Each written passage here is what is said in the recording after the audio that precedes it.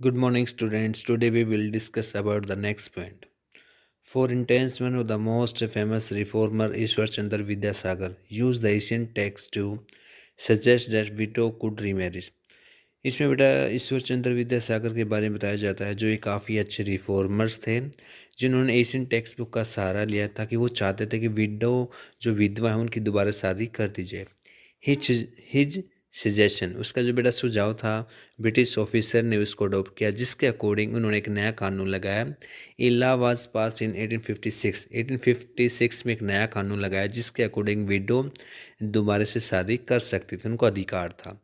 Those who were against the remarriage of widow oppose Vidyasagar. कुछ ऐसे लोग भी थे जो विडो रीमैरिज एक्ट को पसंद नहीं करते थे, उसके खिलाफ थे। उन्होंने विद्यासागर का अपोज किया, विरोध किया, काफ़ी उसके खिलाफ हुए और उन्होंने उसको बॉयकॉट मतलब बहिष्कार भी कर दिया।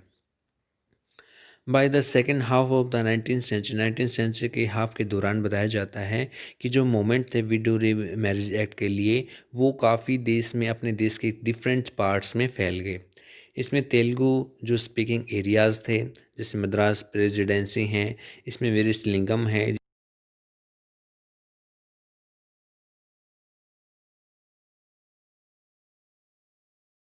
Around the same time young intellectuals of reformers in the Bombay।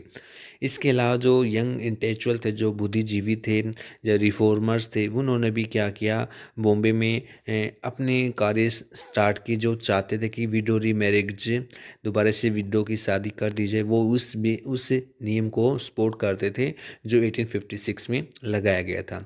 इसके अलावा नॉर्थ साइड में जो स्वामी दयानंद सरस्वती है उन्होंने क्या किया, एक एसोसिएशन स्टार्ट किया आर्य समाज जो विडो रीमैरिज एक्ट को पसंद करते थे।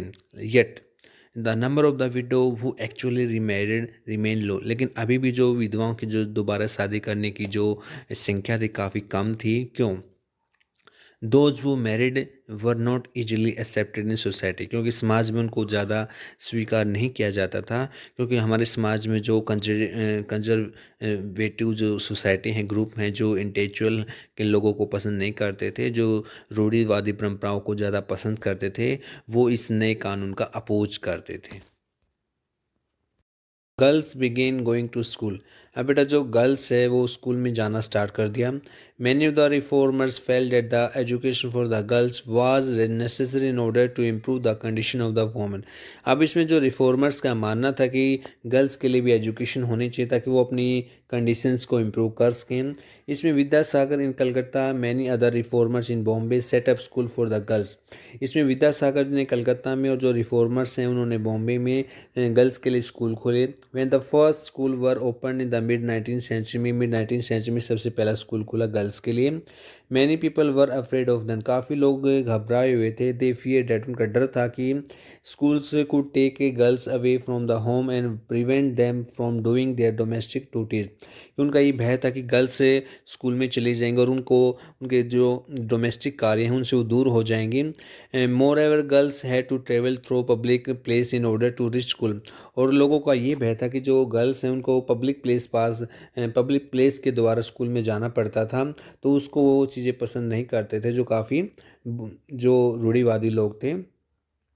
Many people felt that that this could have a corrupted influence on them. उनका ये मानना था कि इसका प्रभाव लड़कियों पर बुरा प्रभाव पड़ेगा। They felt that girls should stay away from the public space. उनका मानना था कि गर्ल्स को जो पब्लिक स्पेस से दूर रहना चाहिए।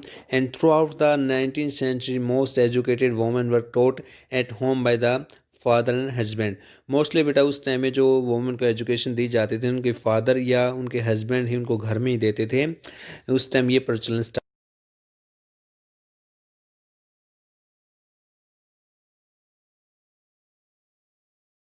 मेंबर हम जिसके बारे में बात कर रहे हैं वो बेटा राज सुंदरी है, देवी है, जो सोशल की जो पॉलिटिकल की लाइफ की बुक में हमने प्रीवियस चैप्टर में पढ़ा था कि जिसके बारे में बताया जाता है she was one of the whose secretly learn to read. उसने बेटा चुपके से यानी कि गुप्त रूप से पढ़ना सीखा, सीक्रेटली रूप से पढ़ना स्टार्ट किया।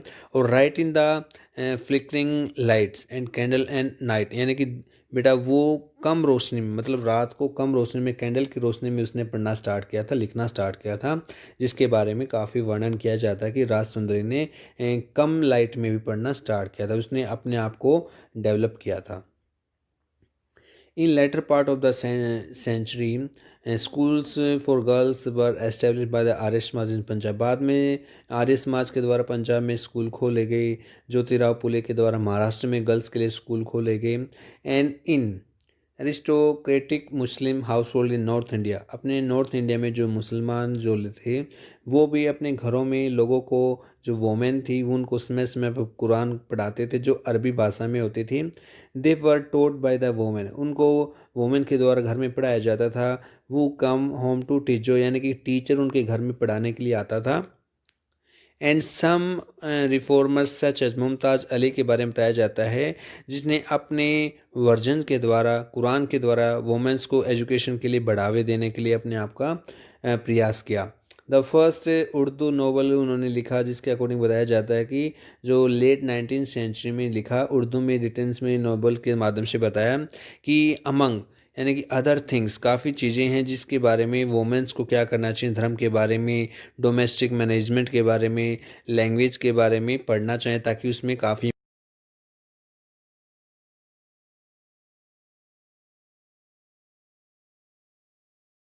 19th 20th सेंचुरी में बात आते बेटा, मुस्लिम जो वोमेन थी जिसमें बेगम ऑफ भोपाल की आते हैं, जिन्होंने काफ़ी इंपॉर्टेंट में रोल अदा किया एजुकेशन के मामले में। वो चाहते कि वोमेन को एजुकेशन प्राप्त होनी चाहिए, जिसके द्वारा उन्होंने क्या किया, प्राइमरी स्कूल सेट की गर्ल्स के लिए अलीगढ़ में। इसके अलावा बेगम जो रुकैया के बारे में बताया जाता है कि जिसने मुस्लिम गर्ल्स के लिए पटना में, कलकत्ता में स्कूल ओपन किए। सी वॉज फियरलेस, वो काफ़ी एक ऐसी लेडीज थी जिसमें किसी प्रकार का कोई भय नहीं था।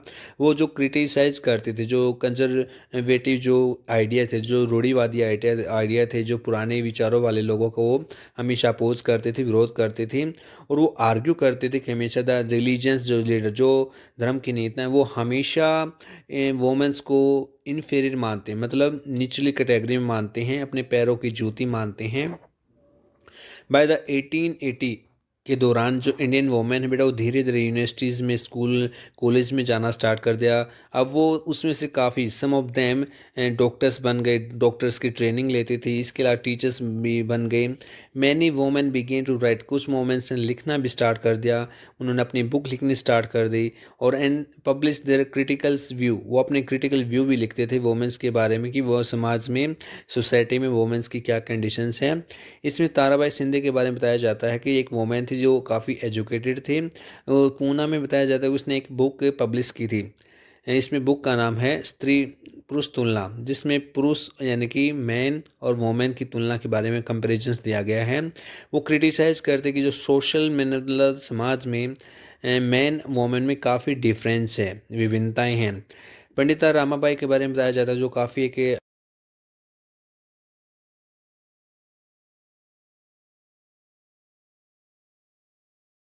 Book about the miserable lives of the upper caste Hindu women. और उन्होंने अपर कास्ट के द्वारा जो हिंदू वोमेन पर जो अत्याचार किया जाता है उसके बारे में भी लिखा। सी फाउंडेड ए विडो वोमेन एट पूना, उसने पूना में बेटा विडो वोमेन्स के लिए एक शेल्टर्स भी स्टार्ट किया, जहाँ पर विडोज़ को समय समय पर ट्रीट किया जाता था। मतलब जो हस्बैंड्स के द्वारा बेडली निकाली जाती थी, बाहर निकाली जाती थी, उनको वहाँ पर आश्रय, मतलब आश्रय दिया जाता था, उनको शरण दी जाती थी। और समय समय पर उनको ट्रेनिंग भी दी जाती थी, ताकि वो अपने आप को डेवलप कर सकें और इकोनॉमी रूप से अपने आप को सपोर्ट कर सकें। अब इसमें नेक्स्ट पॉइंट आता है बेटा, नीडलेस टू से all this more than alarm the Orthodox. Orthodox होता है बेटा जो पुराने रीति रिवाज के जो लोग थे, उसमें अब ये भावना फैल गई क्या, for instance many Hindu nationalist felt that Hindu women were adopting western way. अब वे मानते थे कि जो वोमेन हैं वो वेस्टर्न कल्चर्स को अडोप्ट कर रही हैं, और जिसकी वजह से उनके जो हिंदू कल्चर हैं और जो फैमिली की वैल्यू हैं वो कम हो रही हैं, करप्ट हो रहे हैं, मतलब नीचे की तरफ जा रहे हैं। ऑर्थोडॉक्स जो मुस्लिम है वो भी, उनका ही मानना था, वो भी काफ़ी वरीड थे, चिंतित थे कि जो हमारे समाज में काफ़ी चेंजमेंट आ रहा है वोमेंस की वजह से।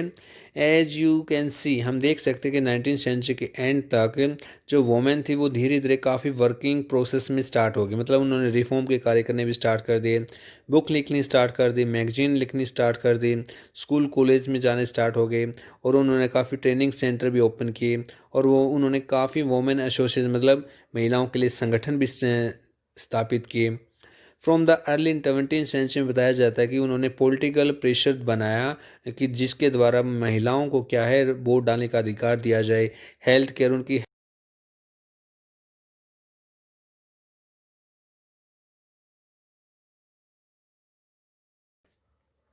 Some of them joined various kind of the nationalist and socialist movement from the 1920। अब 1920 के दौरान उन्होंने बताया जाता है कि वोमेन ने बढ़ चढ़कर जो हमारे समाज में जो नेशनल मूवमेंट थे, राष्ट्रवादी मूवमेंट्स में भी उन्होंने बढ़ चढ़कर भाग लिया। इन द 20th सेंचुरी में बताया जाता है कि जो लीडर थे जवाहरलाल नेहरू और सुभाष चंद्र बोस, जिन्होंने काफ़ी मूवमेंट स्टार्ट किए थे, उन्होंने डिमांड रखी कि जो समाज में वोमेंस को इक्वलिटी और फ्रीडम होना चाहिए। और उन्होंने ये भी बताया कि जो नेशनल जो लीडर्स थे उन्होंने वादे किए, प्रोमिस किए कि समय पर जैसे ही जो हमारा देश आज़ाद होगा, इंडिपेंडेंस होगा, मेन को और वोमेन को इक्वली ट्रीट किया जाएगा और उनको समय समय पर वोट डालने का अधिकार भी दिए जाएंगे। लेकिन तब तक टिल देन तब तक दे आस्क वोमेन, उन्होंने वोमेन से रिक्वेस्ट की कि तब तक हमें और आपको एंटी जो ब्रिटिश स्ट्रगल्स के खिलाफ लड़ाई लड़नी होगी। तो ये बेटा वोमेंस के बारे में मैंने आपको पॉइंट्स बताए। फिर भी बेटा किसी बच्चे को किसी पॉइंट्स में कोई भी डाउट हो तो बेटा डिस्कस कर लेंगे। ओके बेटा, बाय।